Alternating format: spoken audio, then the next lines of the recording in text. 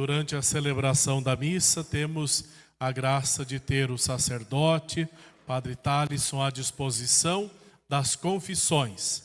Quem fez o cerco de Jericó e hoje está encerrando, para fechar, digamos, com chave de ouro, seria importante que fizesse sua confissão, se faz tempo que não a faz. É importante. Derrubar as muralhas do pecado é somente através do sacramento da confissão.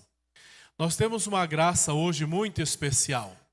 Terminar a nossa semana de oração, encerrar o cerco de Jericó, esta semana de oração, semana eucarística, com a solenidade da Assunção de Nossa Senhora. Nós, lá no primeiro dia, vocês recordam que eu falava que o primeiro cerco de Jericó, na experiência da época de João Paulo II, iniciou na Polônia, no santuário justamente dedicado a Nossa Senhora. E de lá, então, vem se espalhando por muitos lugares no Brasil. Hoje temos muitos cercos de Jericó que acontecem, seja nas paróquias aqui, como nós temos assim, a nível paroquial, com a celebração da Eucaristia, mas também nos grupos de oração, quando se faz em grupos menores da RCC. Nós tivemos uma semana agraciada, com muitas atividades espirituais e sacramentos. Fazendo uma retomada, o último dia, é claro, um momento de louvar a Deus. Louvamos a Deus por tantas horas de adoração. Desde que iniciou o cerco de Jericó, o Santíssimo era exposto logo pela manhã, após a Santa Missa, e assim o povo passa em adoração até a missa agora à noite, em que levamos o Santíssimo colocado no sacrário, então começa a missa. Quem participou da adoração durante a semana, levante a mão. Pode ser por poucos minutos, olha. Vários estiveram aqui durante o dia fazendo a adoração. Quantas confissões, se pudéssemos assim contá-las. Tinham tardes que dava 30 pessoas, 40 para mim, para o Padre Geraldo, e à noite então o Padre Talisson sempre atendendo durante toda a celebração. Momento de graça, momento de muitas confissões, momento que nós podemos dizer que o mal não vai prevalecer sobre nós. É curiosa uma coisa, o cerco de Jericó ele começa e depois nós vamos como que medindo, se pudesse usar essa palavra, vamos medindo a eficácia do cerco pelas confissões, porque ele vai mexendo conosco. Cada noite são orações, são pregações, são músicas, são temas que mexem conosco e hora ou outra nos dispõem ou nos convidam para confessar. E não assim uma confissão muito aérea, não, mas coisas profundas, coisas bonitas, não no sentido de que o pecado é bonito, mas bonito no sentido de libertação. Então, se eu tive coragem e fé ao longo dessa semana de colocar para fora os pecados pesados, que assim eu considero, não tenha dúvida, a libertação já chegou para você e você vai sentir, vai perceber ao longo da caminhada. A Santa Missa, a paciência de vocês a cada noite, a missa longa, com uma reflexão comprida, as voltas do Santíssimo, e nós juntos, rezando, meditando, adorando a Jesus na Eucaristia. São 7 missas, e não é missinha, é missona, né? É comprida, é longa, é uma semana especial. Vocês recordam que lá no domingo eu dizia, nós vamos fazer um retiro, uma semana de retiro. Quem fez todas as noites, quem veio à missa, levante a mão, por favor. Você fez retiro. Quem esteve do primeiro ao último dia, fez um grande retiro espiritual. Um grande retiro, com vários temas. E hoje, como eu dizia, nós fechamos com a mãe da esperança, Maria, que também é a mãe da vitória em nossas vidas. Mãe da esperança. A Virgem Maria, ela tem o seu lugar muito especial na igreja, nunca acima de Jesus. Maria sempre está levando os filhos para o filho dela. Maria sempre é aquela que nos conduz para o Senhor. E hoje a liturgia, por pequenas que sejam, as leituras da Vigília da Assunção, nos ajudam a pensar. A primeira leitura fala da Arca da Aliança. Lembra, quem costuma rezar a ladainha de Nossa Senhora, tem uma das invocações que nós rezamos: Arca da Aliança, rogai por nós. Por que a Arca da Aliança? Lá no Antigo Testamento se levava a arca como um andor. Vamos imaginar um caixote dourado com os braços, com os varais, como um andor. Dentro desse caixote, em cima, 2 querubins de ouro. Então, dentro dele, ia dentro da arca as tábuas da lei, as tábuas dos 10 mandamentos que Moisés recebeu do próprio Deus. E também ali, alguns pães, daqueles pães que apareciam, o maná no deserto, também foi colocado dentro da Arca da Aliança. Claro que não é a mesma coisa, mas se pudéssemos fazer um paralelo, o judeu tinha um respeito tão grande pela Arca da Aliança como nós temos pelo sacrário. Embora, claro, lá dentro eles sabiam que eram símbolos apenas, não era o Deus vivo que estava lá, mas eles tinham uma grande consideração, até uma devoção pela Arca da Aliança. Quando transportavam ela de um lado para o outro, de uma cidade para outra, normalmente numa grande procissão, cantando salmos, oferecendo sacrifícios, porque a Arca da Aliança se entendia assim: era o lugar em que Yahvé colocava os pés. O lugar onde ele colocava os pés quando falava com o seu povo.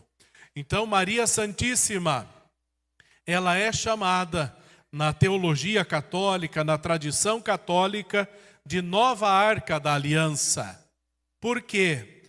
Dentro dela não está mais as tábuas dos 10 mandamentos, mas dentro dela ficou por 9 meses o próprio Deus que fez a lei, o próprio Deus que fez os 10 mandamentos, Jesus Cristo, a segunda pessoa da Trindade, morou dentro dela por 9 meses. Dentro de Maria não estavam os pães, aqueles pães do deserto, como estava dentro da Arca da Aliança, mas dentro dela morou o pão da vida, Jesus Cristo, no momento em que ela estava gestando o Senhor para o nascimento. Então ela é esta nova arca.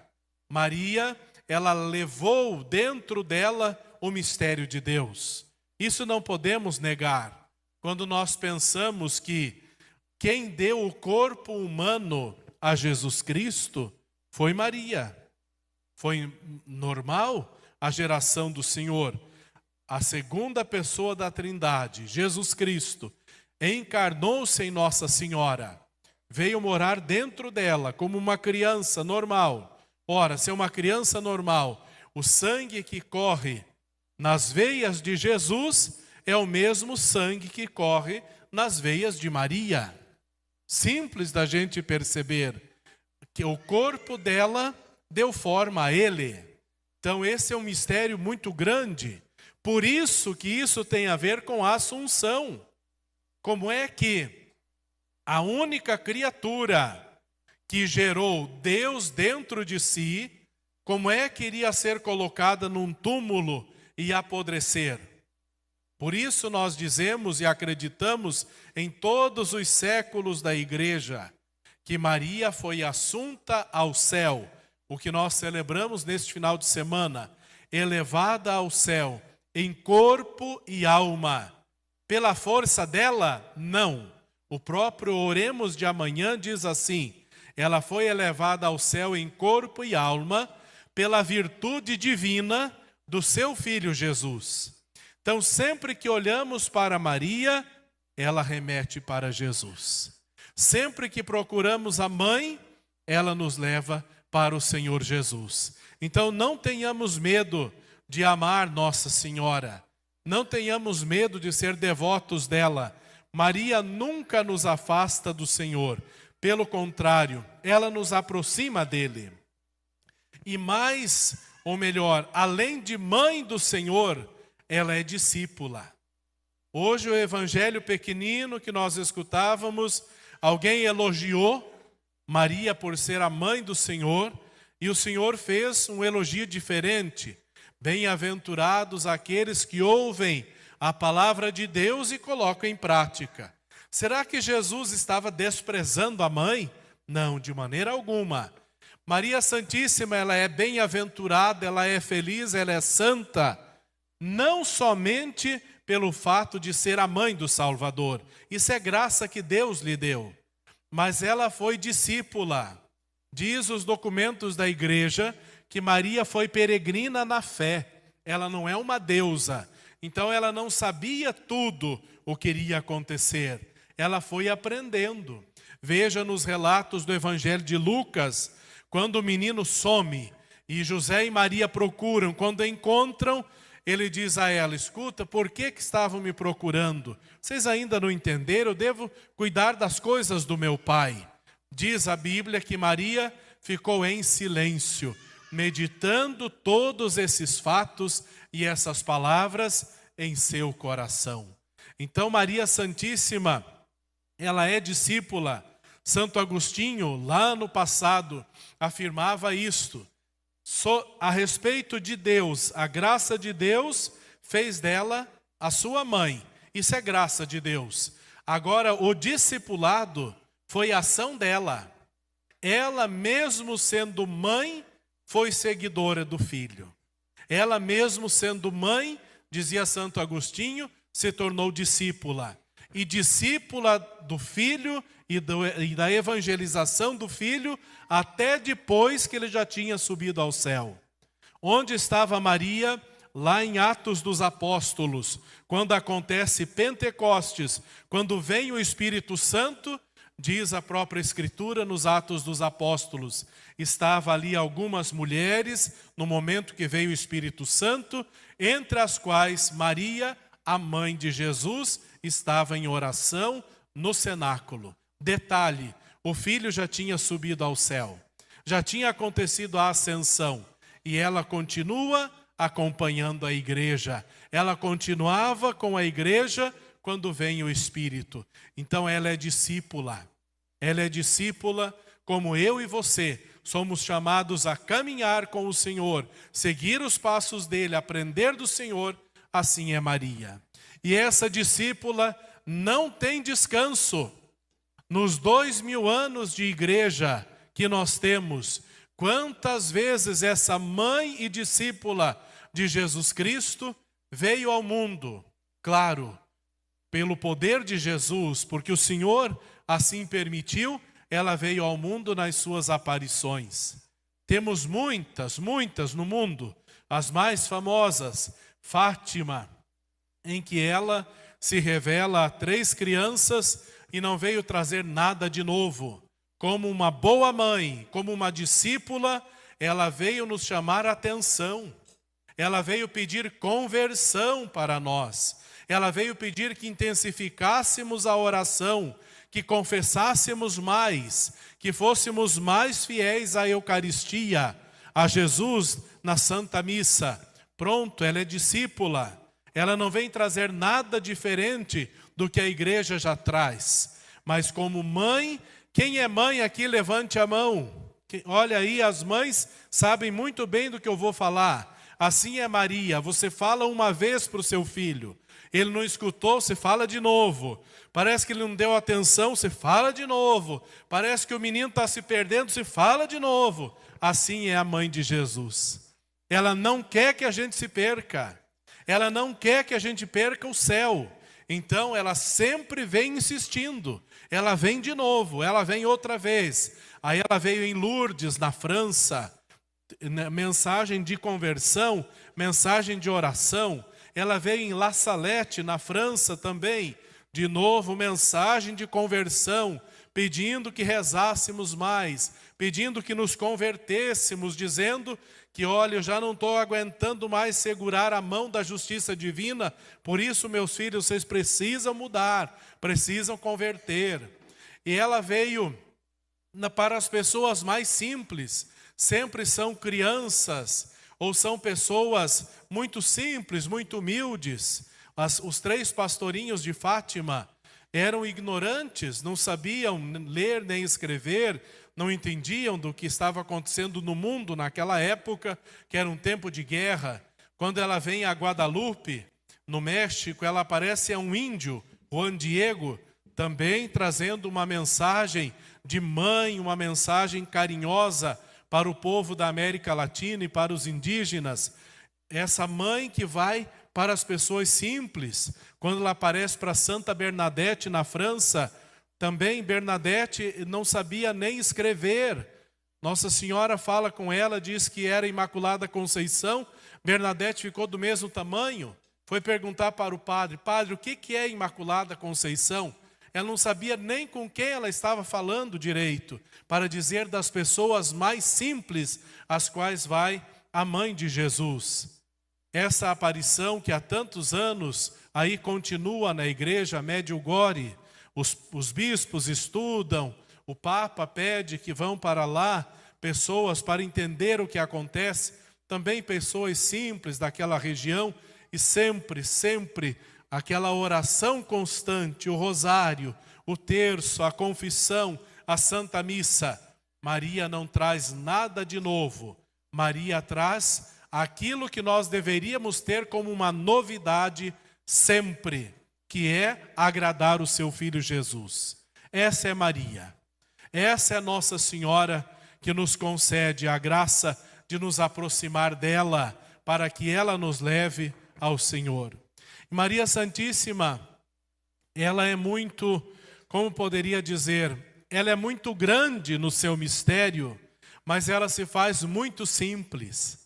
Como nós, assim, temos proximidade diante da simplicidade de Maria, nas missões que já tive a graça de andar, aí por vários estados do Brasil, como as pessoas amam Nossa Senhora, como as pessoas rezam a Nossa Senhora, qualquer lugar do nosso país, às vezes naquelas casinhas mais simples, aquelas casinhas mais pobres que a gente entrava nas missões para fazer a visita, tudo assim, as paredes de barro, coberta de palha, lá estava uma imagenzinha de Nossa Senhora. E também nas casas mais chiques e ricas que já pude entrar, normalmente está lá Nossa Senhora. Sempre ela está presente. E digamos assim, uma grande artimanha do demônio é tirar Nossa Senhora das nossas vidas. É tirar Maria da nossa família. Lembra como o Papa Francisco dizia assim: quando Maria entra, o diabo sai. É assim que funciona. Porque ela, criatura, por ordem de Deus e pelo poder de Deus, não pelo dela, que o poder dela é de Deus, ela esmagou a cabeça da serpente infernal, trazendo Jesus, trazendo a salvação para nós, o Salvador para nós. Então, quando Maria entra, onde Maria entra, o demônio não tem vez, o demônio se afasta. Uma vez, Nossa Senhora disse à irmã Lúcia de Coimbra, aquela dos pastorinhos de Fátima, que foi a última a morrer, já morreu idosa com 90 e tantos anos, e Nossa Senhora revelou a ela, ao mesmo tempo que disse: por fim o meu imaculado coração triunfará. Essa frase combina muito bem com o nosso tema de hoje, Maria que traz a vitória para nós, Maria que é vitoriosa sobre o pecado, a morte, sobre tudo aquilo que não agrada a Jesus. Maria é vitoriosa. E além de ser o Imaculado Coração que triunfará no fim, também Nossa Senhora disse, vai chegar um momento em que a principal arma do demônio, a principal armação que ele vai tentar é destruir a família. A grande luta, disse Nossa Senhora para a irmã Lúcia, a luta final vai ser, o diabo vai tentar destruir a família. Nós estamos encerrando uma semana da família, uma semana de oração pelas famílias. Veja o quanto é real isso que hoje acontece.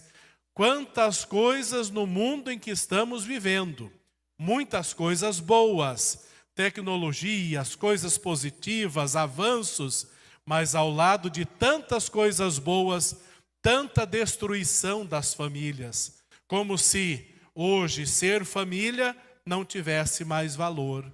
Ser pai, mãe e filhos fosse uma coisa estranha, uma coisa alienígena. Ser o que era no passado uma família normal se tornou esquisito.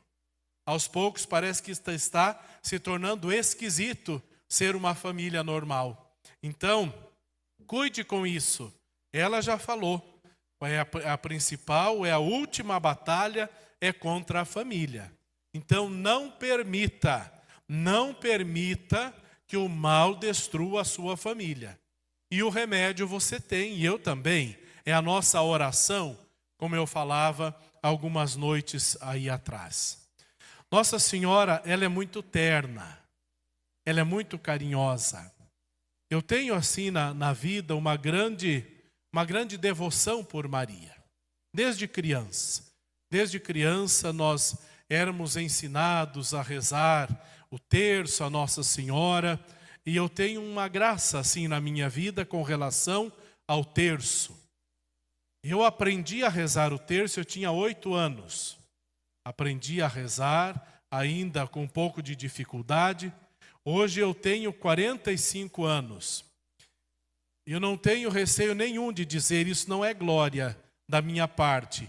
Isso é um exercício que eu faço para perseverar.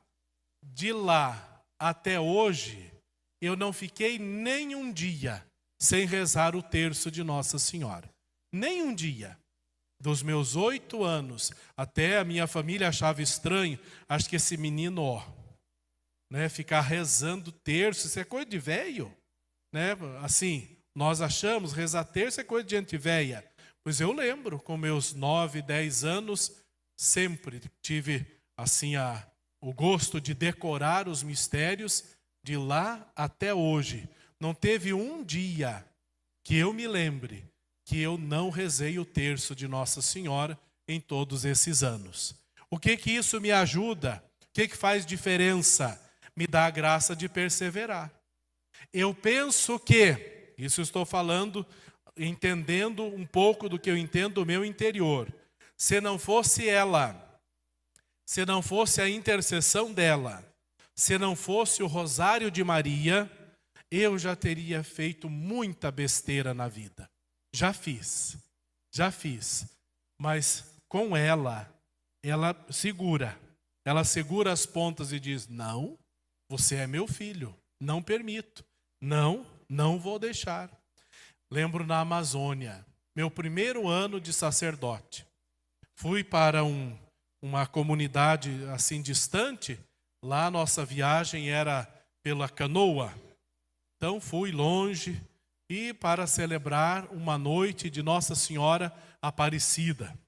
Chegando lá, estava completando 1 ano de sacerdócio naquela noite.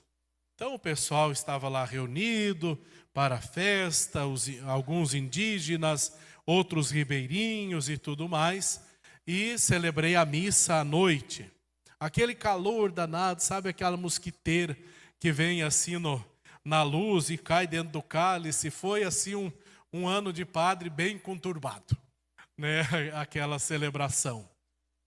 O pessoal não sabia responder muito à missa, porque tinha passado por ali, fazia uns 6 anos que passou o último padre ali naquela região. Mas tá bom. Aí, quando terminou a missa, começou o forró.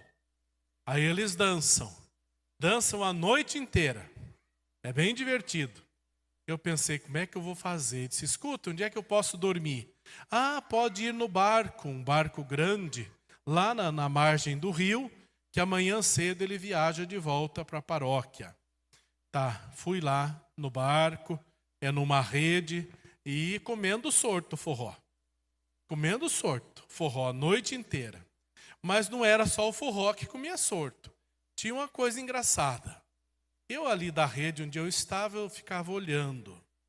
Quando cansavam de dançar, armavam as redes assim, na floresta, né, no bosque, e daí começavam a passar de uma rede para outra. Eu disse, ué, gente, que brincadeira é essa? Mas eu fechei a minha rede, fiquei bem quieto. Pensei, se bater na porta, né, eu dizia, é desconhecido, sou desconhecido. É um pouco diferente a questão cultural de lá, bem diferente. Então, amanheceu o dia, o pessoal meio cansado do forró.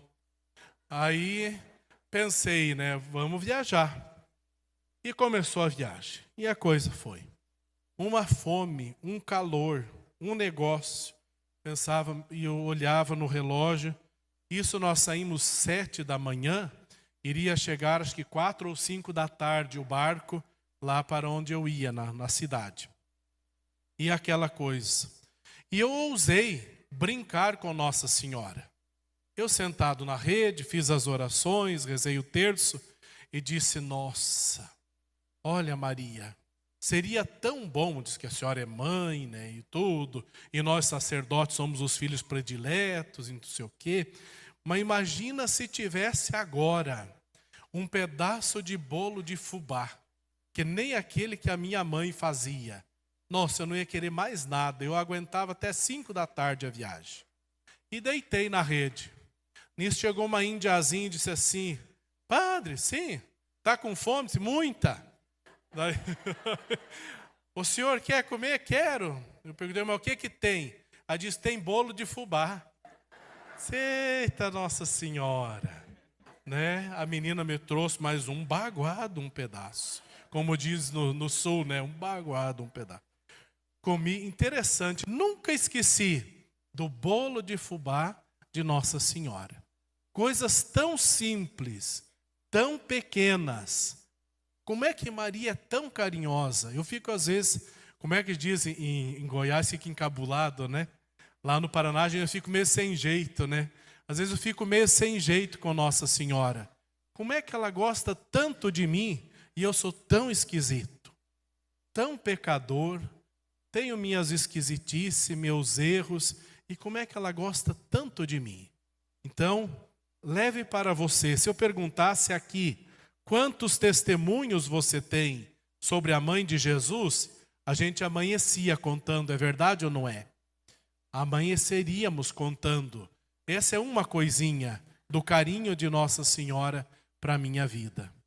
Eu gostaria agora de convidar você a inclinar a cabeça. E hoje a oração ela é diferente. Eu e você não vamos falar com Maria, mas junto com Maria, junto com ela, nós vamos falar com o Senhor. Ela é nossa intercessora. Lá em Medjugorje, uma vez ela disse assim, quando vocês vão fazer adoração, não esqueçam, eu estou de joelho junto com vocês. Eu estou ajoelhada com vocês, adorando o meu filho Jesus.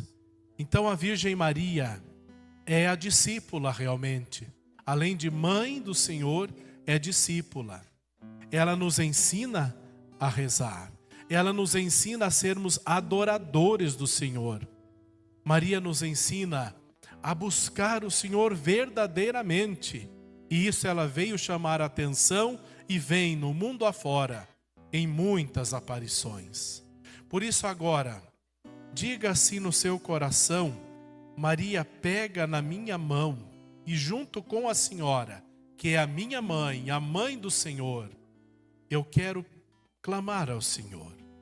Eu quero pedir ao Senhor, eu quero já agradecer ao Senhor tudo o que aconteceu nesta semana de oração. A senhora sabe muito bem o que eu pedi a Jesus. A senhora sabe muito bem quais são as muralhas que eu preciso que o Senhor derrube na minha história e na minha vida. A senhora conhece as minhas necessidades. Como muitas vezes eu falo com a senhora, falando no vale de lágrimas, quando reza a Salve Rainha. Agora, Maria, me ensina a falar com teu filho Jesus. Junto comigo, Maria, pede a Jesus. Eu preciso de um coração semelhante ao coração de Jesus. Eu preciso ser alguém parecido com Jesus. Se eu sou teu filho, mãezinha do céu, se eu sou teu filho, tua filha, eu quero ser parecido com o Senhor.